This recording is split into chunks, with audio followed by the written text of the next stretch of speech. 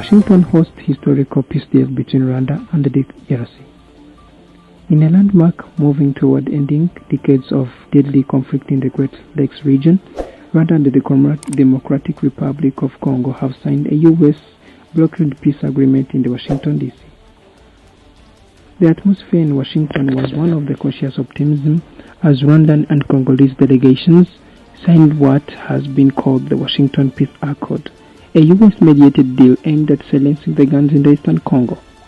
The agreement, signed at the U.S. Department of State, comes after months of behind-the-scenes negotiation facilitated by Washington with support from Qatar and the African Union.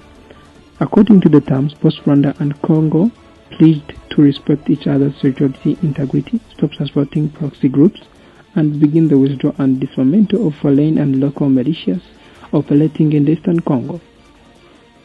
The deal includes a 90-day roadmap for joint border security, regional economic integration, and foreign investment in minerals and infrastructure, an effort to turn peace into shared prosperity. The U.S. Secretary of State said the accord shows, quote, Africa can and must shape its own peace, but the world has a duty to support it. Rwanda Foreign Minister pledged commitment, saying, Rwanda will deliver on its part. Stability in the region is in our collective interest. From Kinshasa, DRC's government expressed guarded hope, insisting that Rwanda's withdrawal of troops from its eastern territory will be the true test of the agreement. For years, relations between Kigali and Kinshasa have been marred by accusation and mistrust.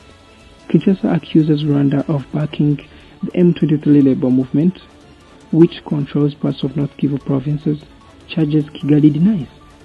The United Nations estimates that more than 6 million people have been displaced by conflict in eastern Congo over the past decade.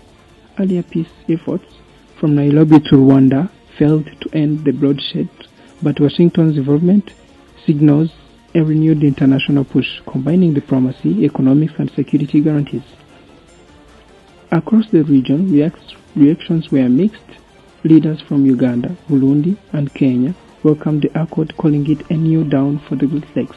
However, rebel groups like M23 and FDL were not direct signatories, described as a limited but useful start.